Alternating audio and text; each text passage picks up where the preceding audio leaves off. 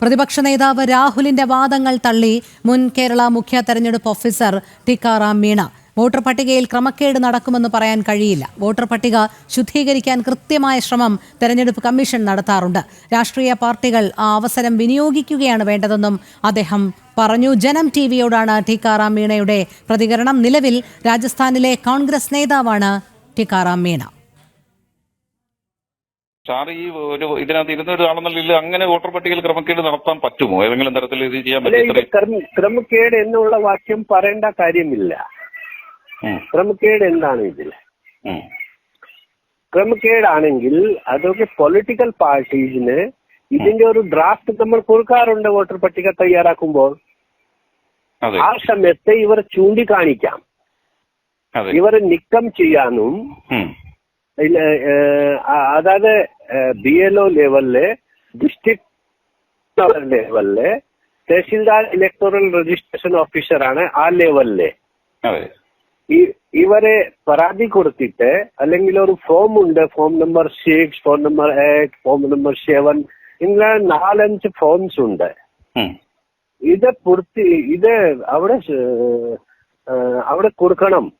ഇങ്ങനെയാണെങ്കിൽ ആ സമയത്ത് മനസ്സിലായി ചൂണ്ടിക്കാണിച്ചുകൊണ്ട് ഇങ്ങനെ ഒരു ആള് 2 സ്ഥലത്തുണ്ട്, അതുകൊണ്ട് ഇത് നീക്കം ചെയ്യണം എന്ന്. ഈ ഇലക്ടോറൽ ഈ വോട്ടർ പട്ടിക തയ്യാറാക്കുമ്പോൾ എല്ലാ പൊളിറ്റിക്കൽ പാർട്ടിയും ഒരു BLA, അതായത് ബൂത്ത് ലെവൽ അസിസ്റ്റന്റ്, ഇവരെ ഇത് ആ സമയത്ത് തന്നെ ഇവർ ആക്റ്റീവായിട്ട്, സജീവമായിട്ട് ഈ പ്രക്രിയയിലെ പങ്കാളിയായാലേ ഇതൊക്കെ ആ സമയത്ത് തന്നെ ചൂണ്ടിക്കാണിക്കാൻ പറ്റും. ആ അവസരം ഇവർ ശരിക്കും ഉപയോഗിക്കാറേ ഇല്ല. കൂടുതൽ വിവരങ്ങളുമായി രാജീവ് ചേരുന്നു. രാജീവ്, പ്രതിപക്ഷ നേതാവ് രാഹുലിന്റെ വാദങ്ങൾ തള്ളിക്കൊണ്ട് കേരള മുൻ മുഖ്യ തെരഞ്ഞെടുപ്പ് ഓഫീസർ ടിക്കാറാം മീണ തന്നെ രംഗത്തെത്തിയിരിക്കുകയാണ്. അദ്ദേഹം പറയുന്നത് അങ്ങനെ ഒരു ക്രമക്കേട് നടത്താൻ കഴിയില്ല എന്ന് തന്നെയാണ്. അതിന്റെ സാങ്കേതികത്വവും അദ്ദേഹം ചൂണ്ടിക്കാട്ടുന്നുണ്ട്. പാടെ രാഹുലിന്റെ ആ ആരോപണങ്ങളെ തള്ളിക്കൊണ്ട് മുൻ മുഖ്യ തെരഞ്ഞെടുപ്പ് ഓഫീസർ തന്നെ രംഗത്തെത്തുന്നു എന്നുള്ളതിന്റെ പ്രസക്തി എത്രമാത്രമാണ്? അതുമാത്രമല്ല, രാജസ്ഥാനിലെ കോൺഗ്രസ് നേതാവ് കൂടിയാണല്ലോ ടിക്കാറാം മീണ.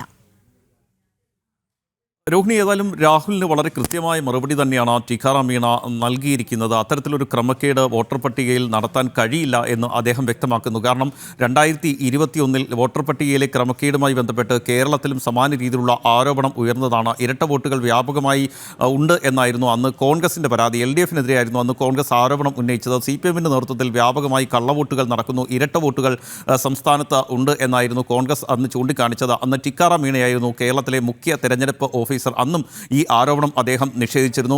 ഇതിനെതിരെ അന്ന് കോൺഗ്രസ് ടിക്കാറാം മീണയ്ക്കെതിരെ പരാതി നൽകുകയും ചെയ്തിരുന്നു. KPCCയും പിന്നീട് AICCയും വരെ ടിക്കാറാം മീണയ്ക്കെതിരെ പരാതി നൽകി.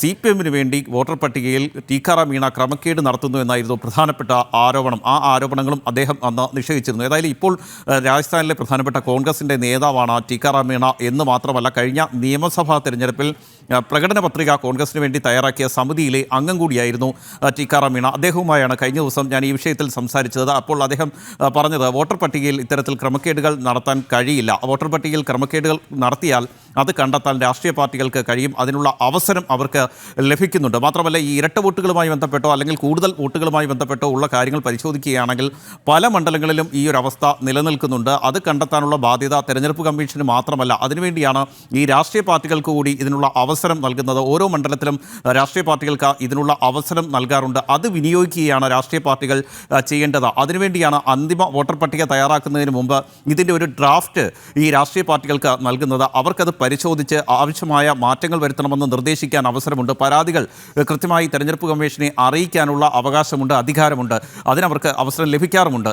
എന്നാൽ അത് ഉപയോഗപ്പെടുത്താതെ ഇത്തരത്തിലുള്ള ആരോപണങ്ങൾ ഉന്നയിക്കുന്നത് ശരിയല്ല എന്നാണ് നിലവിൽ ടിക്കാറാം മീണ പറയുന്നത്. മാത്രമല്ല, ഈ ഒരു പരാതി വരികയും അത് തെരഞ്ഞെടുപ്പ് കമ്മീഷൻ പരിഗണിക്കുകയും ചെയ്തില്ലെങ്കിൽ കൃത്യമായി സുപ്രീം കോടതിയിലേക്ക് തെളിവുകൾ സഹിതം പോകാനുള്ള അധികാരവും രാഷ്ട്രീയ പാർട്ടികൾക്കുണ്ട്. ആ അധികാരം എന്തുകൊണ്ട് ഉപയോഗിച്ചില്ല എന്നും ടിക്കാറാം മീണ ചോദിക്കുന്നുണ്ട്. ഇതിനൊപ്പമാണ് അദ്ദേഹം പറയുന്ന മറ്റൊരു കാര്യം, ഈ തെരഞ്ഞെടുപ്പ് നടക്കുകയും ഇതിനുശേഷം തെരഞ്ഞെടുപ്പ് ഫലം വന്നതിന് ശേഷമാണ് തെളിവുകൾ ലഭിക്കുന്നതെങ്കിൽ കൂടിയും തെരഞ്ഞെടുപ്പ് കമ്മീഷന് ഇതുമായി ബന്ധപ്പെട്ട തെളിവുകൾ നൽകാം. അതായത് വോട്ടർ പട്ടികയിൽ ക്രമക്കേടുണ്ട് അല്ലെങ്കിൽ മറ്റേതെങ്കിലും തരത്തിലുള്ള ക്രമക്കേടുകൾ നടന്നിട്ടുണ്ട് എന്ന് ചൂണ്ടിക്കാണിച്ചുകൊണ്ട് തെരഞ്ഞെടുപ്പ് കമ്മീഷനെ സമീപിക്കാം. അത്തരം കാര്യങ്ങളിലേക്ക് പോകാതെ ഈ രീതിയിൽ ആരോപണങ്ങൾ ഉന്നയിക്കുന്നത് ശരിയല്ല. അത്തരത്തിലുള്ള പരാതികൾ നേരത്തെ ഉയർന്നിട്ടില്ല. ഇപ്പോൾ മാത്രമാണ് അത്തരത്തിലുള്ള പരാതികൾ ഉയരുന്നത് എന്ന കാര്യവും ശ്രദ്ധിക്കേണ്ടിയിരിക്കുന്നു. ഈ അവസരങ്ങൾ വിനിയോഗിക്കാതെയാണ് നിലവിലിപ്പോൾ രാഹുൽ കുറേ തെളിവുകൾ ഉണ്ട് എന്ന് ആരോപിച്ചുകൊണ്ടിരിക്കുന്നത്, വോട്ടർ പട്ടികയിൽ ക്രമക്കേടുകൾ നടന്നു എന്ന് ആരോപിച്ചുകൊണ്ടിരിക്കുന്നത് എന്നാണ് അദ്ദേഹം പറഞ്ഞു വെക്കുന്നത്. അദ്ദേഹം നേരത്തെ മുഖ്യ തെരഞ്ഞെടുപ്പ് ഓഫീസറായിരുന്ന ആളാണ്. മാത്രമല്ല കേരളത്തിൽ അദ്ദേഹം വളരെ സുസ്ഥിരമായ സേവനം കാഴ്ചവെച്ചിരുന്നു.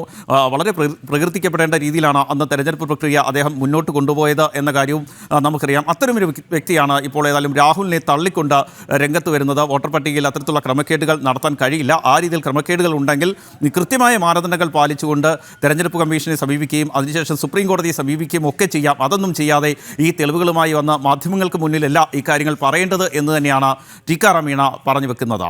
ശരി, രാജീവാണ് വിവരങ്ങൾ നൽകിയത്.